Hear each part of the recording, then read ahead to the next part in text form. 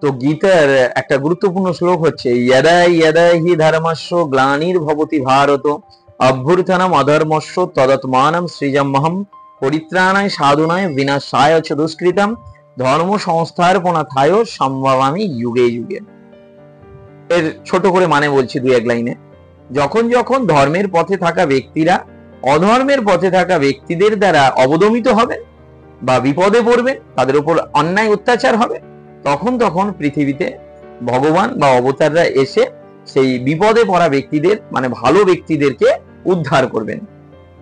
তাহলে আজ থেকে 100 বছর 150 বছর আগে তখনও সমস্যা ছিল, তখনের সমস্যা আর এখনের সমস্যা প্রায় একই। তখনও মানুষ জায়গা জমির জন্য লড়াই করত, আজও করছে। মহাভারতের যুগেও তাই হয়েছে, রামায়ণের যুগেও তাই হয়েছে। তাহলে সমস্যা তো তখনও ছিল, এখনো আছে। তাহলে ধর্মের পথে থাকা ব্যক্তিদেরকে উদ্ধার করবার জন্য ভগবান কেন আসছেন না, এটা একটা পয়েন্ট। আর সেকেন্ড পয়েন্ট যেটা আমার কাছে বেশি গুরুত্বপূর্ণ, তাহলে ধর্মের পথে থাকা ব্যক্তিদেরকে উদ্ধার করবার জন্য কি সত্যের পথে থাকা ভগবান বা দেবতারা আসবেন এবং সত্যের পথে ধর্মকে প্রতিষ্ঠা করবেন। তাহলে একটা জিনিস আমি বুঝতে পারছি না, শ্রীকৃষ্ণ তিনিও তার জীবনে অনেক জায়গাতে দেখা যায় ছলনা করেছেন, অনেক জায়গায় দেখা যায় মানে ছলনা এবং মিথ্যাচার দিয়ে অন্যকে বধ করেছেন বা অন্যকে শাসন করেছেন। কিরকম? দ্রোণাচার্যকে কিভাবে মারা হচ্ছে? দ্রোণাচার্য তাকে হারানোর মতো, তাকে পরাজয় করবার মতো, পরাজিত করবার মতো সেই যোদ্ধা কেউ নেই, সকলের গুরুদেব। তাকে মারছে কিভাবে? তাকে হত্যা করবার জন্য তার ছেলে, তার সন্তান অশ্বত্থামা মারা গেছে, এইটা কাকে দিয়ে বলাচ্ছে? যুধিষ্ঠিরকে। যুধিষ্ঠির ধর্মপুত্র, তিনি মিথ্যা বলেন না। যুধিষ্ঠির ধর্মপুত্র হয়ে তাকে দিয়ে শ্রীকৃষ্ণ কি বললেন? অশ্বত্থামা একটা হাতি, সেই অশ্বত্থামা হাতি মারা গেছে, সেটাকে এমন ভাবে প্রকাশ করতে হবে যেটা দিয়ে বুঝতে পারে যে দ্রোণাচার্য তার সন্তান মারা গেছে।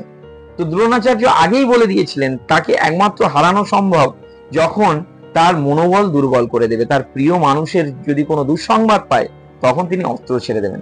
নিজের সন্তান যখন মারা গেছে এই কথা যুধিষ্ঠিরের মুখ থেকে শুনছেন, তখন তিনি অস্ত্র ছেড়ে দিলেন এবং ধৃষ্টদ্যুম্ন তিনি তাকে তার মস্তক ছেদন করলেন। এটা তো মহা একটা জালিয়াতি, এর মতো যে ছলনা আর কিছু হতে পারে না। তারপর কর্ণকে কিভাবে মারা হচ্ছে?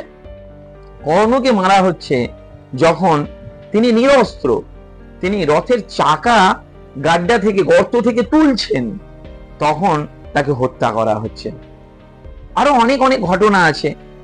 বালিয়া সুগ্রীবের যুদ্ধে রাম যেভাবে অন্যায় করেছিলেন তার অনেক যুক্তি আছে, কিন্তু এখানেও তো ছলনা। তো এই ছলনা দেবতা বা ঈশ্বররা কেন করলেন? আমরা সত্যের পথে সততাকে যদি প্রতিষ্ঠিত করতে যাই, তাহলে এই ছলনা আমাদেরকে কি শিক্ষা দিচ্ছে? মিথ্যে ছলনা দিয়ে তুমি তোমার যুদ্ধকে জিতে নাও। আসল কথা, এর ভিতরে একটা গভীর তথ্য বা তত্ত্ব আছে, সেটাকে বুঝতে হবে। কি বলছে? যদি কেউ তোমাকে ছলনা করে প্রথমবার পরাজিত করে বা ছলনা করে তোমাকে বিপদে ফেলবার চেষ্টা করে, তার সাথে তুমি সততার লড়াই করতে যেও না। কেউ যদি গরিলা পদ্ধতিতে বা কূটনৈতিক পদ্ধতিতে তোমার সঙ্গে লড়াই করতে চায়, আর তুমি যদি তার সঙ্গে সবসময় সততার পথে লড়াই করো বা সততার সঙ্গে তাকে বোঝাতে যাও, সে কিন্তু তোমাকে দুর্বল ভাববে। তোমার কূটনৈতিক পদ্ধতিটা তুমি আগে চালু করো না। তোমার মিথ্যা, তোমার ষড়যন্ত্র, কিংবা এখানে বলা যেতে পারে তুমি যে পরিকল্পনা করছো, পরিকল্পনাটাকে আরেকটু গভীরভাবে যদি বলা যায় ছলনা করা যায় করছো, সেই ছলনাটাকে তুমি আগে করো না, তুমি সত্যের পথে থাকো।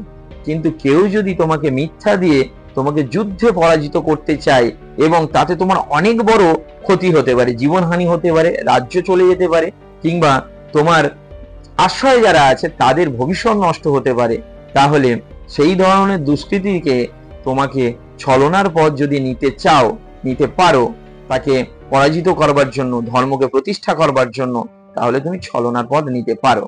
একটা ছোট্ট কথা বলে ভিডিও শেষ করব। একটা পাগলা কুকুর যদি তোমাকে কামড়াতে আসে, তাহলে তুমি কি একে বলবে না রে বাবা তুই কামড়াস না, আমি তোকে মারবো না, তুই চলে যা? পাগল কুকুর, সে এত কিছু বোঝে না, সে শব্দ বোঝে না, সে বোঝে লাঠি। আর কিছু কিছু কুকুর আছে, কিছু কিছু মানুষ আছে যারা তোমার সঙ্গে তোমার পিছনে চিরকাল শত্রুতা করে যাচ্ছে, ছলনা করে যাচ্ছে। তুমি তার সঙ্গে ছলনা করে যদি তুমি দেখো তাকে এড়িয়ে গেলে সম্ভব, তোমার জীবন চলে যাও, তাহলে এড়িয়ে যাও। কিন্তু যেখানে এড়িয়ে যাওয়া সম্ভব নয়, তার জন্য তোমার জীবন হানি হতে পারে, তার জন্য তোমার কেরিয়ার নষ্ট হতে পারে, কিংবা তার জন্য তোমার পরিবার নষ্ট হতে পারে, তাহলে সে যদি ছলনা করে, তাহলে ছলনার উত্তরে ছলনা দেওয়া কোনো পাপ নয়। এটা অন্তত আমার বিবেচনা বা আমি যেটা বুঝেছি। আপনাদের কি মতামত সেটা পারলে জানাবেন। যদি ভিডিওটি সঠিক মনে হয় তাহলে আমার জন্য কিচ্ছু করতে হবে না, আর ভিডিওটি যদি সঠিক হয় তাহলে এই ভিডিওটিকে আপনার লাইফে কাজে লাগান। ধন্যবাদ।